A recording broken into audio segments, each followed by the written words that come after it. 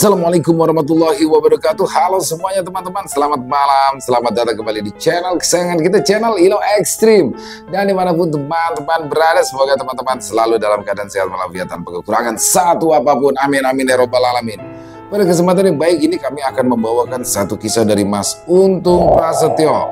Dan sebelum kita masuk ke dalam kisahnya, buat teman-teman mungkin yang belum subscribe bisa diklik dulu tombol subscribe-nya. Jangan lupa lonceng notifikasinya dinyalakan agar teman-teman selalu mendapatkan notifikasi dari konten-konten yang akan kami upload di setiap harinya.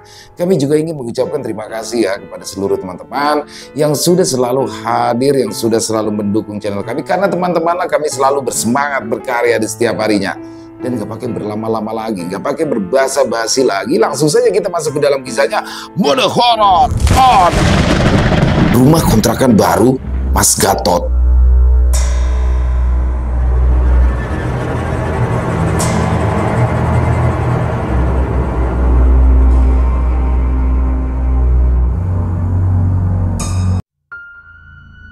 Setelah menikah dan mendapatkan pekerjaan baru, Mas Gatot pun berencana untuk membawa sang istri tinggal di kota Jakarta.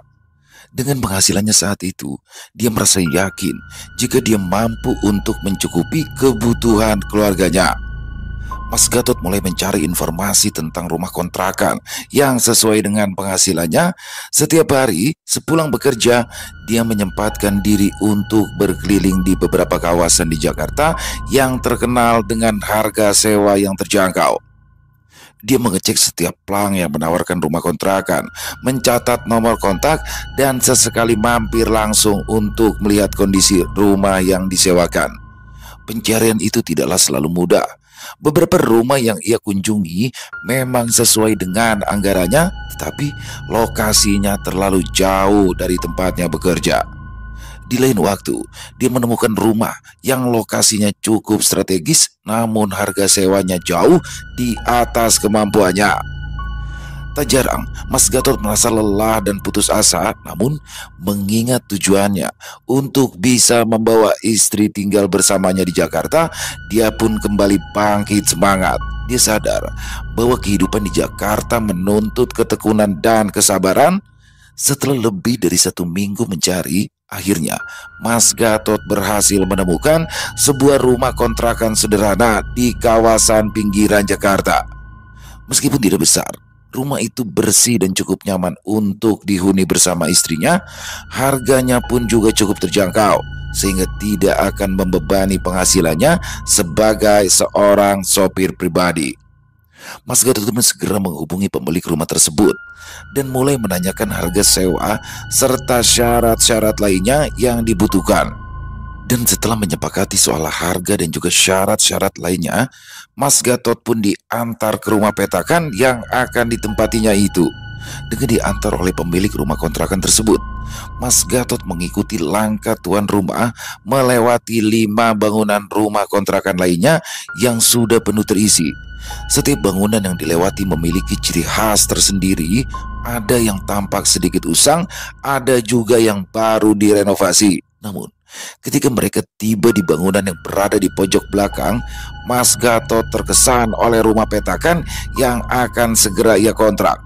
Bangunan itu terlihat bersih dan terawat. Dindingnya dicat rapi, halamannya kecil namun cukup tertata. Dan suasananya tampak tenang. Saat melihat rumah itu dari luar, Mas Gatot merasa lega. Meskipun berada di bagian belakang, tapi rumah tersebut terlihat jauh lebih baik dibandingkan beberapa kontrakan lain yang sempat dia kunjungi. Pemilik rumah menunjukkan pintu utama, membuka kunci dan mengajak Mas Gatot masuk. Begitu masuk ke bagian dalam rumah, Mas Gatot memperhatikan setiap sudut ruangan.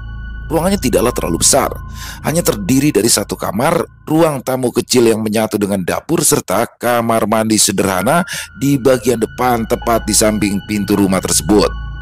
Meskipun sempit, rumah ini bersih dan terawat, menunjukkan bahwa pemilik sebelumnya atau penghuninya benar-benar menjaga kebersihan tempat itu. Namun, ada suatu hal yang membuat Mas Gatot sedikit ragu. Rumah itu terasa sedikit pengap. Udara di dalamnya tidak terlalu segar, mungkin karena posisinya di pojok dan jauh dari jendela-jendela besar atau ventilasi yang baik. Ruangan tampak kurang mendapat cahaya mentari dan angin juga tidak banyak masuk. Meskipun begitu, Mas Gatot berusaha untuk tidak terlalu memikirkan hal ini. Dia menyadari bahwa tidak mudah mendapatkan rumah dengan harga terjangkau di Jakarta. Lagi pula, rumah ini jauh lebih layak dibandingkan beberapa kontrakan lain yang ia lihat sebelumnya. Pemilik rumah tersenyum ramah, menjelaskan bahwa meskipun rumah ini berada di pojok belakang, lingkungannya cukup aman dan nyaman. Tidak banyak penghuni yang sering berpindah-pindah, dan rata-rata penyewa di sekitaran sini telah tinggal selama bertahun-tahun. Itu memberikan sedikit rasa tenang pada diri Mas Gatot, meyakinkannya bahwa lingkungan ini cukup stabil dan ramah. Setelah melihat-lihat bagian dalam rumah, Mas Gatot pun berdiri di ambang pintu melihat halaman kecil yang ada di depannya. Meskipun lokasinya di belakang dan agak tersembunyi, dia merasa rumah ini cukup cocok untuk menjadi tempat tinggalnya bersama sang istri. Dengan harga yang sesuai kemampuan dan kondisi yang masih layak, ia merasa jika ini adalah pilihan terbaik yang bisa ia dapatkan saat ini. Tanpa banyak berpikir lagi, Mas Gatot memutuskan untuk menyewa rumah tersebut. Dia berbicara dengan pemilik rumah, menyepakati soal harga dan mengatur pembayaran uang muka. Sekali lagi, meski ada sedikit keraguan di dalam dirinya karena kondisi rumah yang sedikit pengap, Mas Gatot meyakinkan diri bahwa ini hanyalah awal dari perjalanan barunya di Jakarta. Setelah menyepakati pembayaran dengan pemilik rumah, Mas Gatot bertemu dengan seorang lelaki yang tampaknya sudah lama tinggal di sekitaran kontrakan tersebut.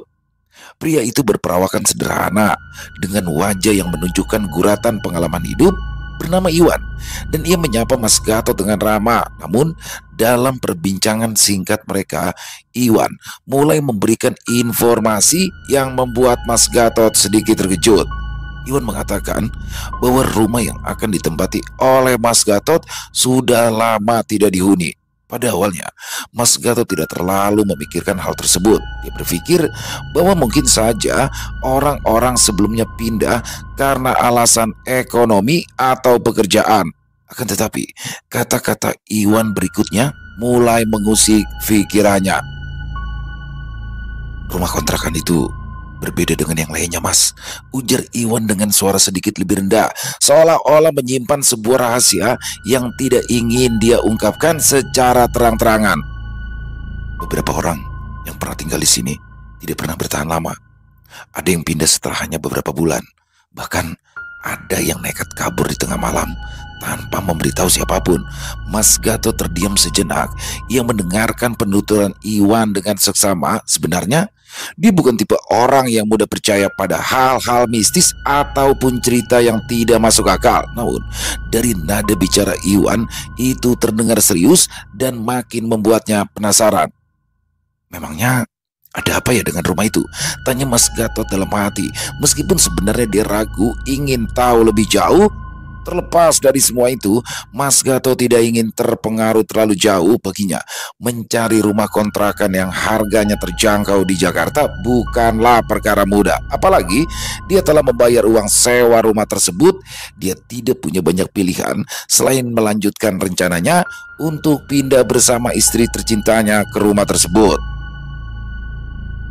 Setelah bertemu dengan Iwan, Mas Gatot kembali ke rumah kos-kosan tempat ia tinggal bersama beberapa temannya yang sama-sama berasal dari desa. Hari itu, meskipun pikirannya sedikit terganggu dengan cerita yang ia dengar dari Iwan, tapi dia berusaha untuk tetap tenang. Setibanya di rumah kos, Mas Yanto dan Mas Dodo, dua teman dekatnya itu, sedang duduk-duduk santai di ruang tamu kecil kos-kosan tersebut. Mereka langsung menyambut kedatangan Mas Gatot dengan senyum dan pertanyaan penuh rasa ingin tahu. Bagaimana, Tot? Sudah dapat belum rumah kontrakannya? Tanya Mas Yanto yang paling antusias di antara mereka. Alhamdulillah sudah. Akhirnya nemu juga rumah yang cocok. Harganya pas di kantong, tempatnya lumayan bersih juga, jawabnya sambil melepaskan jaket dan duduk bersama teman-temannya. Wah, mantap dong, Tot.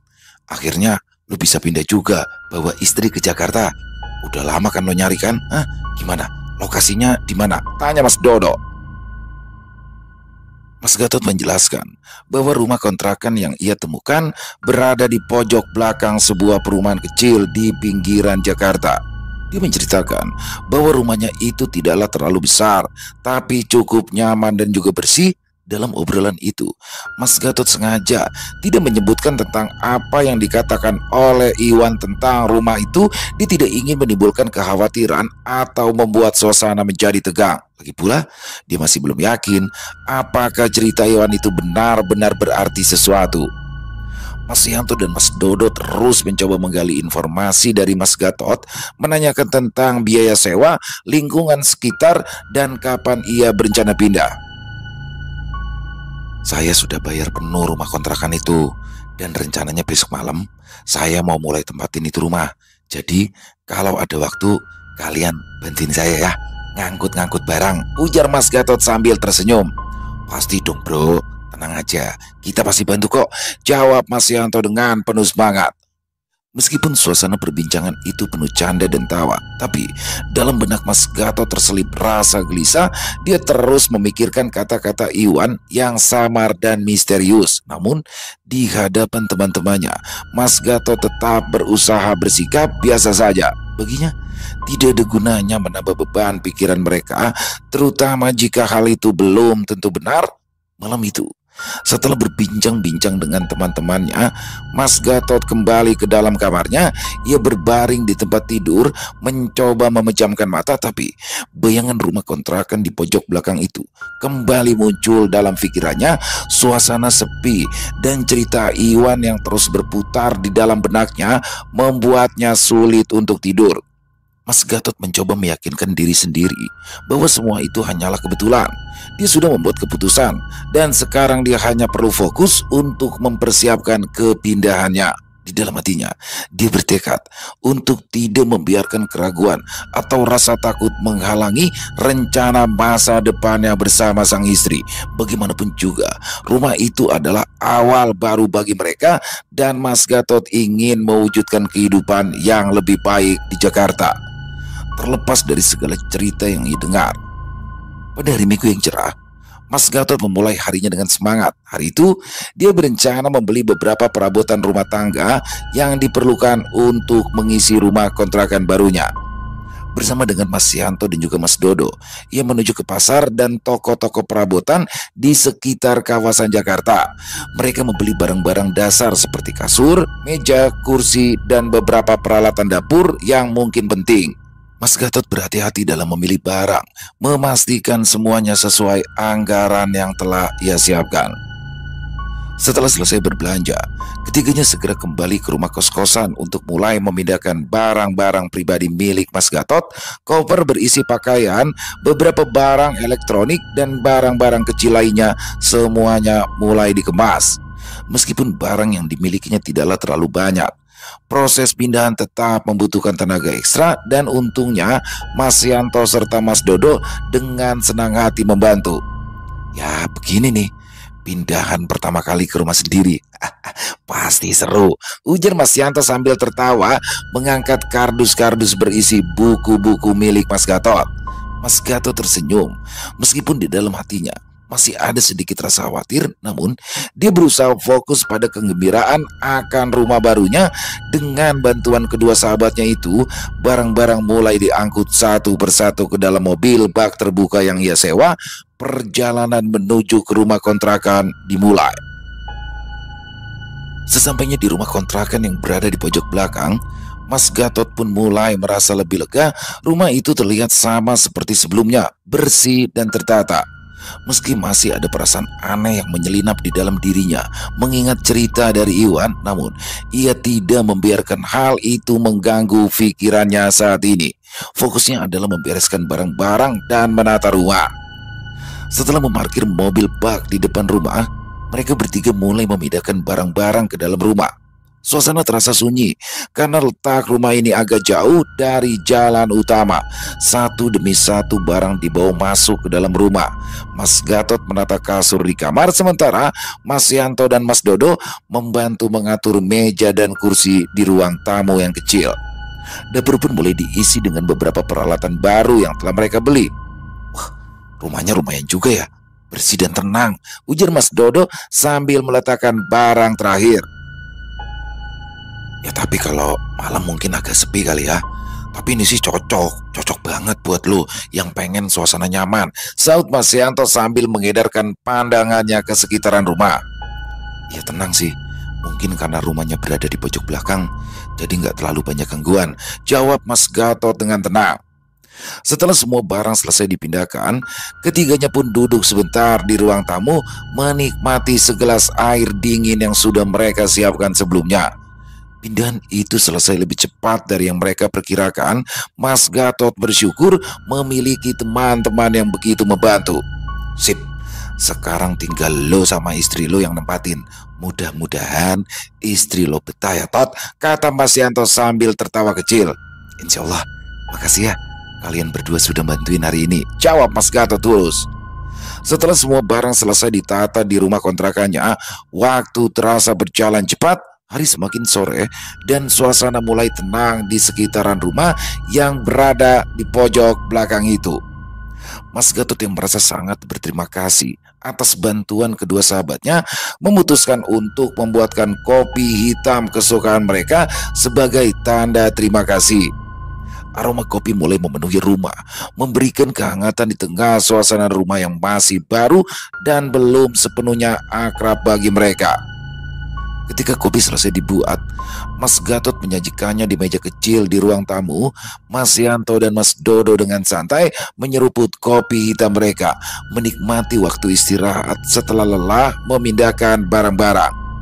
Meskipun suasana sore itu terasa santai, di benak Mas Gatot ada perasaan ragu yang terus muncul, perasaan yang sejak awal menghantuinya sejak mendengar cerita Iwan tentang rumah ini. Ia tidak ingin tidur sendirian di malam pertamanya di rumah kontrakannya yang baru.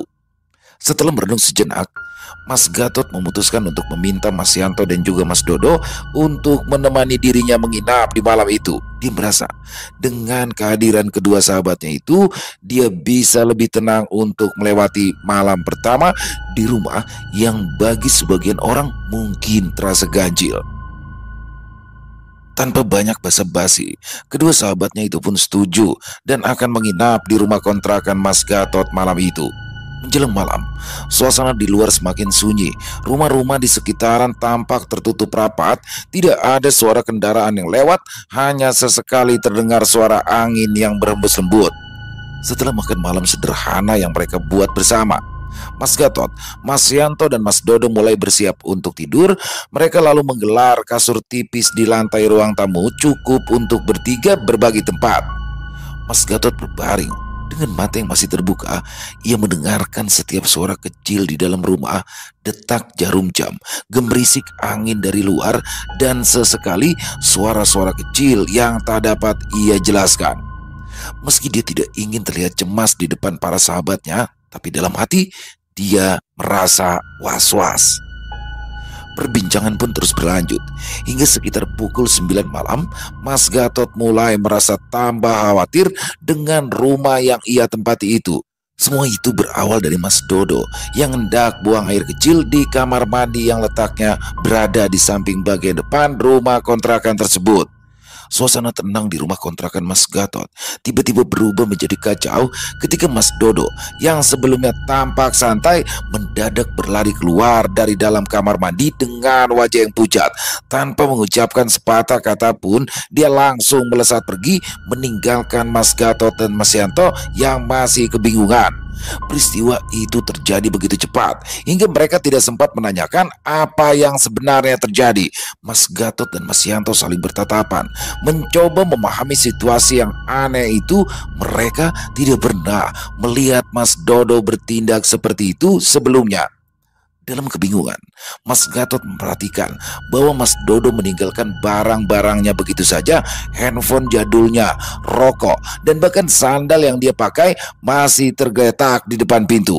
Mas Gatot dan Mas Yanto berdiri di depan pintu rumah, memandangi jalan setapak yang mengarah keluar dari area kontrakan.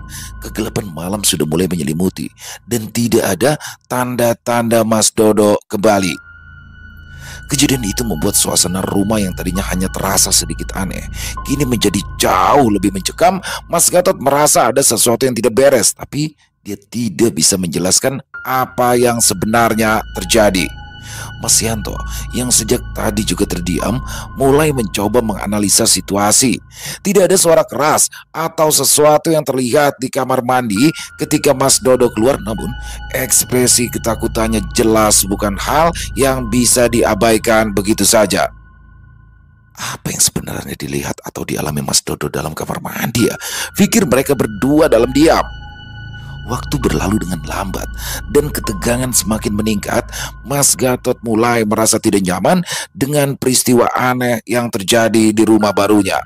Sebuah perasaan was-was yang sebelumnya sudah ada sejak ia pertama kali mendengar cerita dari Iwan kini kembali merayap dalam benaknya. Meskipun begitu, Mas Gatot dan Mas Yanto memutuskan untuk menunggu beberapa saat. Mungkin saja Mas Dodo hanya kaget ataupun panik karena sesuatu yang sepele, dan ia akan kembali dalam waktu dekat. Namun, semakin lama mereka berdua menunggu, semakin jelas bahwa Mas Dodo tidak berniat kembali ke rumah itu malam ini. Keputusan harus segera diambil. Mas Gatot dan Mas Yanto mulai merapikan barang-barang Mas Dodo yang tertinggal, termasuk handphone, rokok, dan juga sandalnya. Akhirnya, dengan suasana hati yang berat, Mas Yanto pun memutuskan untuk mencari keberadaan Mas Dodo. Sementara Mas Gatot diminta untuk tetap berada di rumah itu sambil berharap bahwa apapun yang terjadi kepada Mas Dodo hanyalah hal sementara dan tidak akan mengganggu malam pertama Mas Gatot di rumah kontrakannya. Akan tetapi, perasaan ganjil itu semakin kuat, seolah ada sesuatu di rumah itu yang diam-diam mengawasi mereka. Setelah kepergian Mas Dodo yang tiba-tiba itu lalu disusul oleh Mas Yanto, malam itu Mas Gatot akhirnya tinggal seorang diri di rumah kontrakan barunya. Kejadian yang baru saja terjadi membuat pikirannya terus bertanya-tanya, mengulang-ulang dalam benaknya. Apa yang sebenarnya terjadi? Apa yang sebenarnya dialami oleh Mas Dodo? Suasana yang tadinya penuh canda tawa mendadak berubah menjadi mencekam. Rumah kontrakan yang awalnya tampak sederhana dan tenang kini terasa dingin dan penuh dengan tanda tanya. Mas Gatot mencoba menenangkan dirinya. Ia duduk di ruang tamu dengan lampu redup yang menerangi ruangan. Namun, keheningan malam terasa semakin tebal. Setiap detik terasa seperti sangat lama berlalu, dan setiap sudut ruangan tampak lebih gelap daripada sebelumnya. Perlahan, dia mulai merasakan kehadiran sesuatu yang tidak biasa di rumah itu. Bukan sesuatu yang bisa dia lihat, tapi ada getaran aneh yang membuat bulu kuduknya merinding.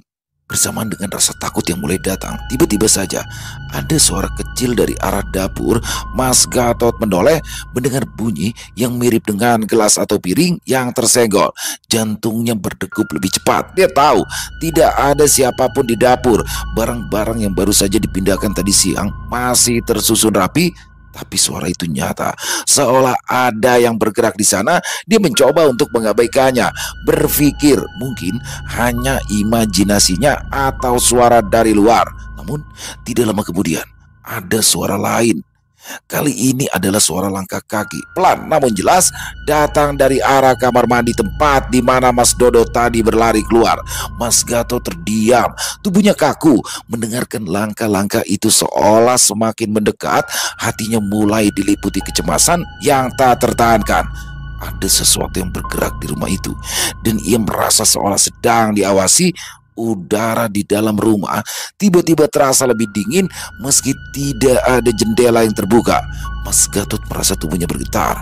Dia mencoba mengumpulkan keberanian, berdiri perlahan dan berjalan menuju kamar tidur untuk memeriksa. Setiap langkah yang dia ambil terasa berat, seolah ada sesuatu yang menahannya. Ketika dia sampai di depan pintu kamar, perasaan ganjil itu semakin kuat. Tidak ingin terus larut dalam ketakutan, Mas Gatot pun memilih untuk segera tidur. Lampu rumah mulai dipadamkan dan hanya menyisakan cahaya redup dari luar yang masuk melalui jendela depan rumahnya serta ventilasi kecil di dinding. Suasana yang awalnya terasa semakin berubah, menyisakan keheningan yang tidak biasa. Walau merasa ketakutan, tapi Mas Gatot terus memaksakan kedua matanya untuk terpejam agar dia dapat segera tertidur, dan apa yang diharapkannya pun berhasil. Ya, Mas Gatot dapat tertidur di tengah suasana mencekam dalam rumah itu. Malam itu, Mas Gatot yang awalnya tertidur dengan nyenyak, tiba-tiba saja terbangun karena merasa udara di dalam rumah kontrakannya menjadi sangat dingin. Dingin yang tidak biasa. Dingin menusuk hingga ke tulang, membuat tubuhnya menggigil meski ia terbaring di kasur yang cukup hangat.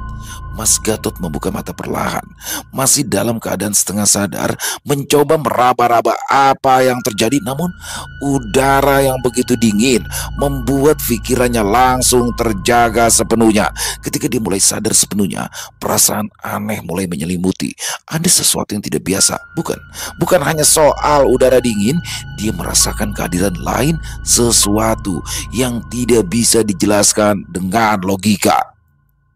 Punggungnya terasa berat, seolah ada sesuatu yang menekan dari belakang, sesuatu yang terasa seperti tubuh seseorang yang sedang berbaring tepat di sampingnya, menempel dengan erat.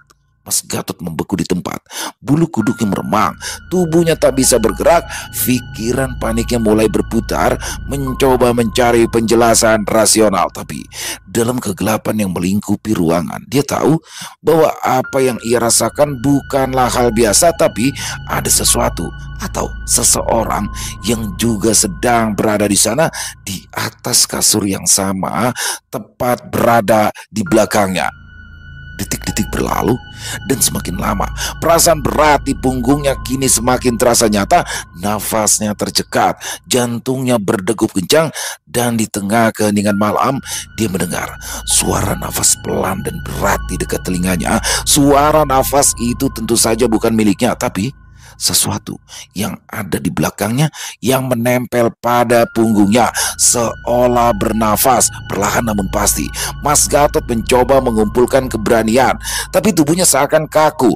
Dia ingin bergerak, dia ingin menoleh untuk melihat apa yang ada di belakangnya, tapi ketakutan itu menahannya. Di dalam hatinya dia tahu apapun itu dia tidak ingin melihatnya. Waktu terasa berjalan sangat lambat. Udara semakin dingin dan nafas di belakangnya semakin terdengar dengan jelas. Dalam keadaan ketakutan, Mas Gatot memejamkan matanya lebih erat, berusaha tidak memikirkan apa yang sedang terjadi. Dia berharap ini semua hanyalah mimpi buruk, sesuatu yang akan hilang ketika dia terbangun kembali. Tapi perasaan dingin dan berat di punggungnya itu begitu nyata, dan setiap detik yang berlalu semakin membuatnya sadar bahwa dia tidak sendirian di rumah itu. Dalam keheningan yang mencekam, tiba-tiba saja ada gerakan halus di balik punggungnya. Sesuatu yang tak kasat mata, namun terasa nyata, mulai bergerak secara perlahan. Mas Gatot merasakan seolah-olah tubuh itu semakin menempel dengan erat, seakan siap untuk mengungkapkan wujudnya kapan saja. Ketegangan yang tidak tertahankan menguasai pikirannya, membuatnya terjebak dalam kengerian yang tak bisa dia kendalikan. Dan saat itulah, di dalam kebisuannya, Mas Gatot merasakan sesuatu yang dingin menyentuh lehernya seperti sentuhan jari-jari yang tak kasat mata, namun nyata. Sentuhan itu terasa lembut namun menyeramkan, membuat darahnya serasa membeku. Dengan nafas yang semakin pendek, Mas Gatot tahu bahwa dia harus melakukan sesuatu, harus bertindak. Meskipun seluruh tubuhnya kaku dalam ketakutan, dalam kegelapan yang mencekam, Mas Gatot berdiam diri untuk beberapa saat. Tubuhnya gemetar dan keringat dingin membasahi kulitnya. Dia benar-benar terperangkap dalam ketakutan yang begitu nyata. Setiap detik terasa seperti sebuah ujian bagi keberanian yang tersisa dalam dirinya. Nafasnya pendek dan cepat. Pikirannya terjebak antara kenyataan dan rasa takut yang tak terjelaskan. Namun di tengah ketakutan itu, Mas Gatot sadar bahwa dia tidak bisa terus-menerus berdiam diri. Ada sesuatu yang nyata di belakangnya, sesuatu yang harus dia pastikan. Dengan sisa-sisa keberanian yang terkumpul, dia pun memberanikan diri untuk menggerakkan tangannya. Perlahan, dia mulai meraba ke belakang dengan jantung berdebar kencang, siap menghadapi apapun yang akan dia rasakan. Tangan Mas Gatot gemetar saat dia perlahan-lahan mendekati sumber perasaan aneh di punggungnya. Jari-jarinya menyentuh sesuatu yang terasa padat, lembut, dan dingin, seperti kulit manusia. Ya, dia benar-benar merasakan kehadiran sesuatu, seperti tubuh seseorang atau sesuatu yang menyerupai tubuh. terbaring di belakangnya. Sentuhan itu bukan halus atau samar, melainkan begitu nyata hingga membuat darahnya terasa semakin membeku. Pada saat itu, Mas Gatot tidak bisa lagi menyangkal apa yang ia rasakan. Ada sesuatu atau seseorang, jantungnya berdetak begitu cepat, hampir membuatnya sesak nafas. Tubuhnya terasa semakin kaku, seolah seluruh tenaga yang dia miliki tersedot oleh rasa takut. Dia merasakan tubuh di belakangnya sedikit bergerak. Dengan suara nafas yang tadi samar, kini semakin jelas terdengar di telinganya. Perlahan, perasaan dingin yang begitu menusuk semakin kuat, seolah-olah sosok itu mendekat lebih rapat lagi. Ada ketakutan luar biasa yang menyelimuti seluruh tubuh Mas Gatot, tapi di dalam hatinya dia tahu dia harus segera berbalik untuk melihat apa yang sebenarnya ada di sana. Dengan keberanian yang hampir habis, Mas Gatot akhirnya memutuskan untuk menoleh. Gerakannya begitu pelan, setiap tarikan otot terasa berat, seperti ditarik oleh rasa takut yang begitu besar. Dalam sekejap, dia berbalik sepenuhnya. Matanya memaksa untuk melihat ke arah belakang, ke arah di mana dia menyentuh sesuatu yang dingin dan aneh. Dan ketika Mas Gatot membuka kedua matanya, pemandangan yang menyambutnya membuat darahnya seketika berhenti mengalir. Tepat di belakangnya, hanya beberapa sentimeter dari wajahnya, terbaring sosok mengerikan. Pocong dengan wajah hitam legam, mata tajam yang berkilat dalam kegelapan, dan bibir yang membentuk seringai menyeramkan. Sosok itu tampak sangat nyata, begitu dekat, hingga Mas Gatot bisa merasakan dinginnya kehadiran makhluk tersebut. Seluruh tubuh Mas Gatot seolah membeku, nafasnya tertahan, dan meskipun dia ingin sekali bergerak atau berteriak, namun tubuhnya tidak lagi menuruti perintahnya. Lidahnya terasa keluh, tenggorokannya kering, dan tidak ada satupun suara yang berhasil keluar dari mulutnya. Jantungnya berdebar begitu keras, tapi tidak ada yang bisa dilakukan selain terbaring kaku, terjebak dalam kengerian yang tak tertahankan. Sosok pocong itu hanya terus menatapnya dengan seringai yang semakin lebar. Makhluk tersebut seolah sangat menikmati ketakutan yang sedang dirasakan oleh Mas Gatot. Matanya yang gelap dan dalam seperti jurang itu menancap ke dalam jiwa Mas Gatot, menelanjangi setiap lapisan keberanian yang tersisa di dalam dirinya. Mas Gatot bisa merasakan hawa dingin mengalir dari makhluk itu, meresap ke dalam tulangnya, membuat tubuhnya semakin kaku dan tidak berdaya. Detik-detik berlalu, namun terasa seperti selamanya. Sosok pocong itu tetap diam di tempat, tidak bergerak, tapi kehadirannya saja sudah cukup untuk membuat Mas Gatot terjebak dalam kengerian dalam benaknya. Dia terus bertanya-tanya, apakah ini mimpi buruk yang tak kunjung berakhir, atau dia benar-benar sedang berhadapan dengan sesuatu yang tidak seharusnya berada di dunia ini. Setelah rasa takut dalam hatinya memuncak, tiba-tiba saja Mas Gatot merasakan seluruh tubuhnya mulai kehilangan kekuatannya. Tubuhnya yang semula kaku mendadak terasa berat, kepalanya pusing, dan pandangannya mulai mengabur.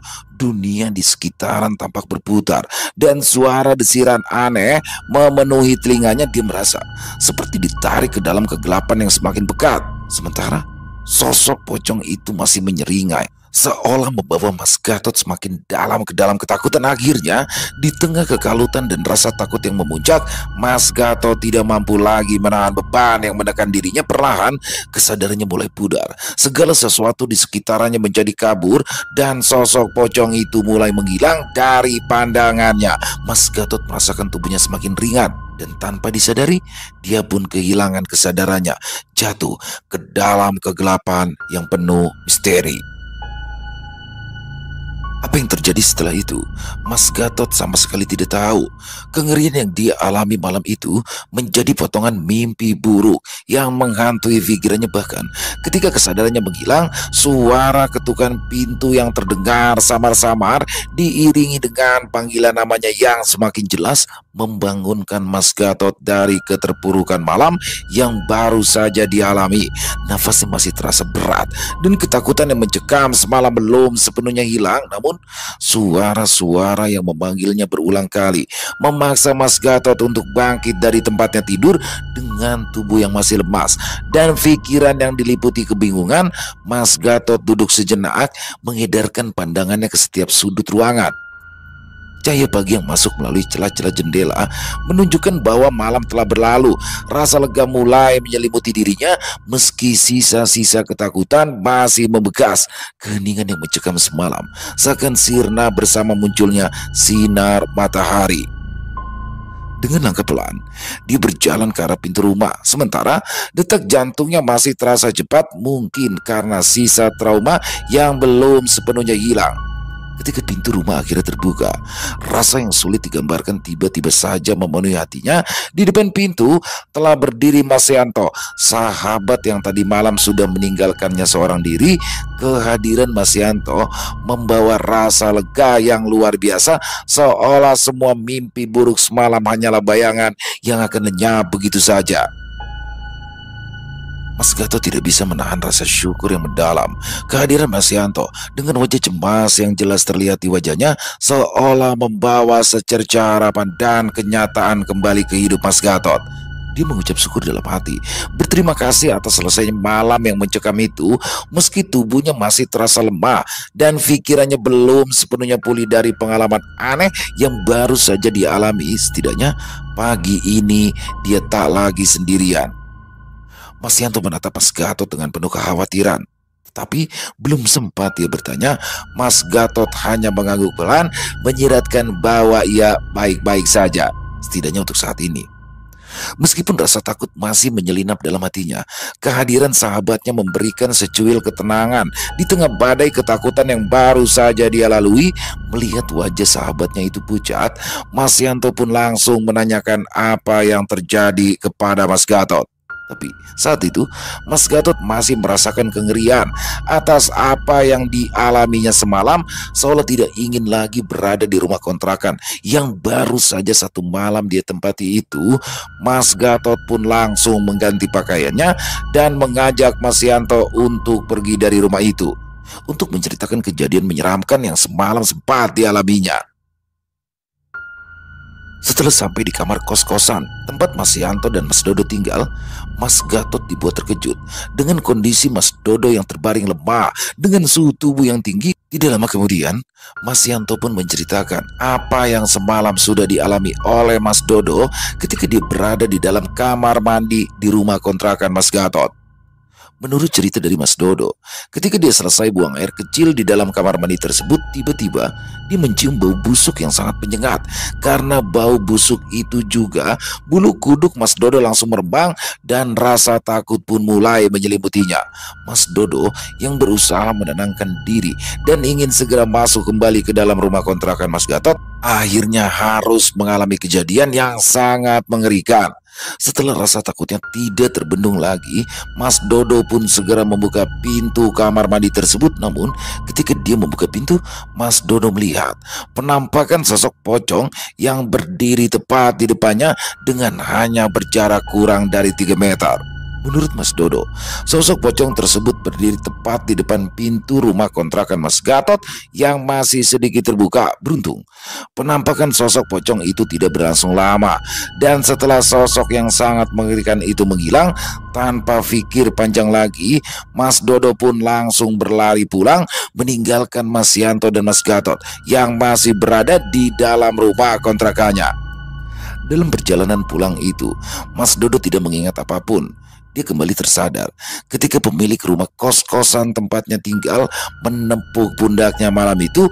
Menurut pemilik rumah kos-kosan tempat Mas Dodo tinggal, dia melihat Mas Dodo berdiri cukup lama di depan gerbang rumahnya. Mas Dodo terlihat seperti orang bingung yang tidak tahu arah dan tujuan. Wajahnya terlihat pucat dan pandangan matanya kosong. Setelah mendapatkan kembali kesadarannya, Mas Dodo pun langsung terduduk tepat di depan pintu gerbang. Tubuhnya gemetar ketakutan dan dia terlihat menyembunyikan wajahnya di antara kedua lututnya. Beruntungnya, Pak Haji Kosim yang tidak lain adalah pemilik rumah kos-kosan tersebut mengetahui jika ada sesuatu yang buruk yang sedang menimpa Mas Dodo. Pak Haji Kosim langsung memanggil Rizky yang kebetulan hendak keluar rumah, salah seorang yang juga tinggal di rumah kos tersebut. Dia diminta untuk mengambilkan air minum untuk Mas Dodo, dan setelah membacakan doa-doa, lalu Pak Haji Kosim pun mengusap wajah Mas Dodo lalu memberikannya air minum. Setelah kondisi Mas Dodo terlihat membaik, Pak Haji Kosim pun meminta Rizky untuk membawanya ke kamar kos-kosan yang ada di lantai atas, dan tidak lama kemudian Mas Yanto pun datang dan dengan wajah yang terlihat diselimuti kebingungan.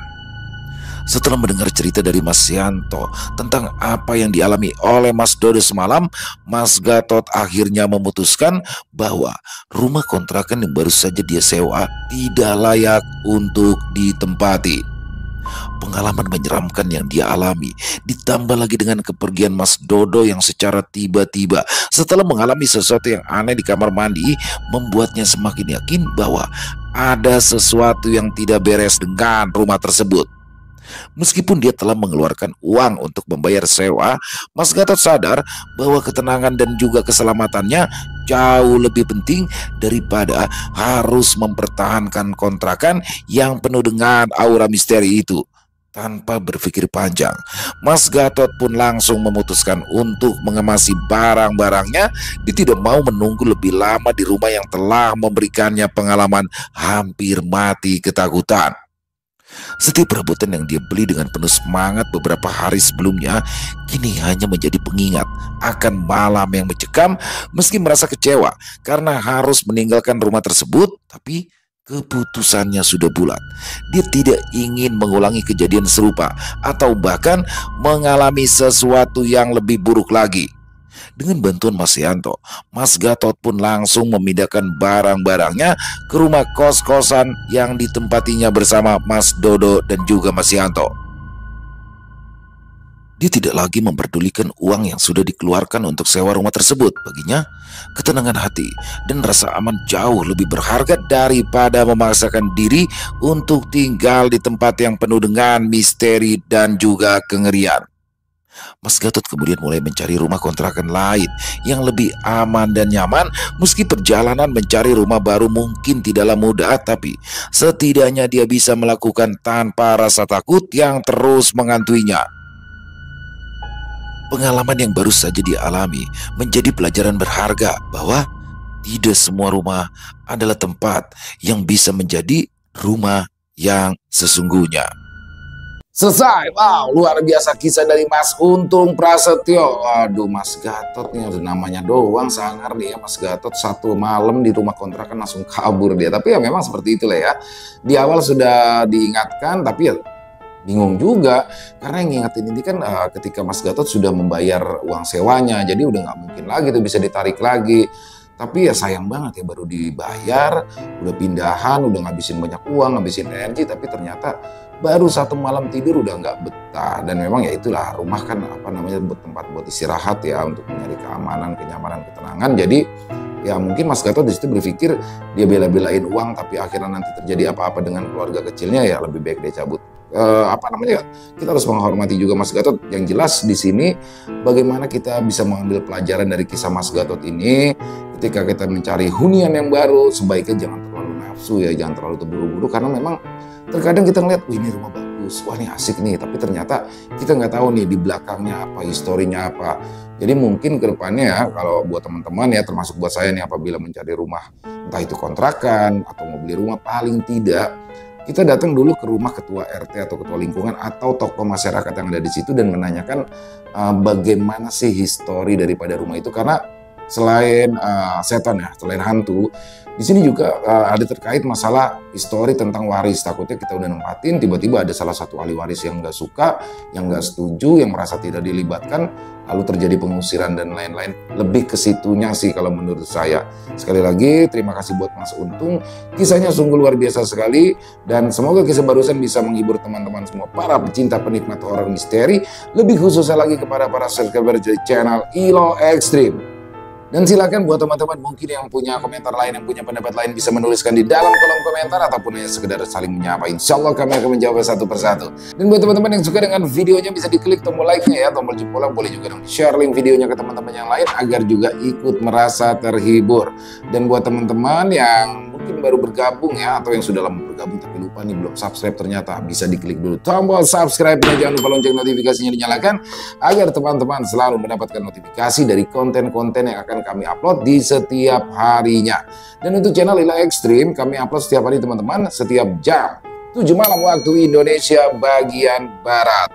Oh ya, buat teman-teman mungkin yang punya kisah horor misteri ya, yang diangkat dari kisah nyata yang berdasarkan pengalaman pribadi. Jadi di sini pengalaman pribadi bisa diri sendiri, keluarga maupun lingkungan sekitar ya. Apabila mungkin berkenan dibawakan di channel kami, silakan bisa mengirimkannya ke nomor telepon yang ada di bawah sini, dan bebas dalam bentuk tulisan boleh, dalam bentuk rekaman suara boleh, senyamannya teman-teman aja. Dan buat teman-teman yang sudah mengirimkan, kami ucapkan terima kasih. Buat teman-teman yang sudah mengirimkan kisah tapi belum sempat dibawakan, harap bersabar ya, karena harus melalui proses penggarapan terlebih dahulu. Dan di akhir kata, saya Ilo mengucapkan permohonan maaf apabila mungkin dalam pembawaan kisahnya ada kata-kata saya yang salah, ataupun ada kata-kata saya mungkin yang kurang berkenan. Saya mohon dibukakan pintu maaf yang seluas-luasnya, dan sampai berjumpa lagi di konten-konten kami selanjutnya yang pasti tidak kalah ngerinya, yang pasti tidak kalah seramnya. Masih bersama saya Ilo di channel Ilo Extreme. Salam sehat, sukses selalu untuk kita semua. Wassalamualaikum warahmatullahi wabarakatuh.